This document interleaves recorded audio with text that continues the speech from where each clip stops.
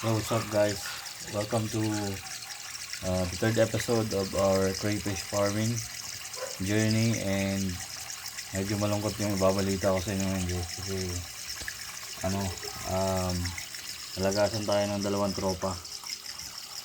Tapos dahil nga naka DIY pond lang tayo, syempre medyo madumi na yung tubig.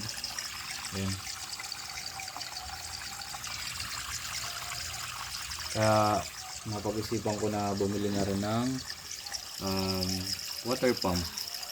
Tapos yung water pump na nabili ko dyan sa may new one, nagkakahalaga siya ng 400 pesos. Kaya syempre tinignan ko na muna sa Shopee kung magkano. Tapos na-depress ako bigla kasi alam mo yun. Pero hindi na importante yun. Ang importante mahalaga. Ang importante ay nakabili na tayo ng pump, ilinisan na natin ng maayos yung pond natin, kasi kahit pa paano nag-circulate na yung tubig. Dati kasi ang gamit ko lang dito is itong itong aerator lang natin ang gamit ko, kaya oo, may oxygen sila, pero since itong crayfish na to, dapat sabi sa mga napapanood ko, sa mga content creator na napapanood ko, dapat yung water quality talagang maayos. And sabi ko nga sa inyo, diba, doon sa ating episode 2, may nagmold, ito yung kanyang shell. Tapos totoo naman na nagmold talaga siya. Ang problema, nung nagmold siya, ito na siya.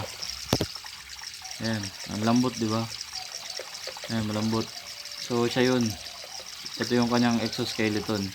Ngayon ang problema lang is hindi ko siya naasikaso ng maayos, hindi ko siya nailipat ng lalagyan, hindi ko siya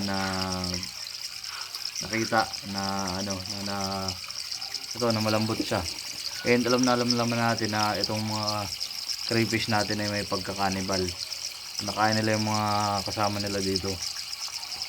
And siguro maliit to para sa kanila, dapat siguro spacious para kung may magmolt man katulad nito, hindi nila makain, makapag-rest siya hanggang sa mapatigas niya ulit yung kanyang outer shell, para kung may mambuli man sa kanya dito sa mga kasama niya, mailaban-laban siya. Kaya lang hindi na natin yun na gawa kasi medyo busy lang tayo sa ating trabaho sa umaga, kaya pag uwi lang talaga kaya ko lang ito nasikaso.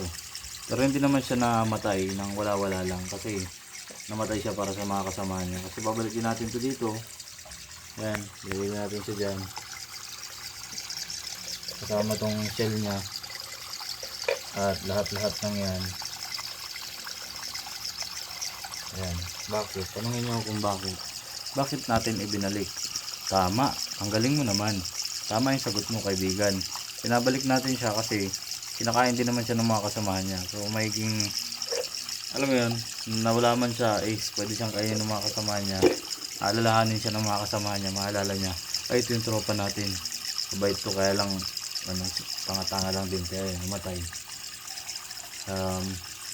Nakakalungkot kasi pang ilang araw pa lang to, 3 days pa lang, pero nalagasan na tayo kagad. Pero as positive pa rin na makakapag-breed tayo, na makakapag-produce tayo ng eggs, para sa ganun limaman na tayo, huwag na tayo magtrabaho, galaga na tayo ng crayfish. So yun lang muna sa ngayon. Update ko kayo kapag may mga bagong kaganapan tungkol sa ating mini crayfish pond. Yun lang, bye bye.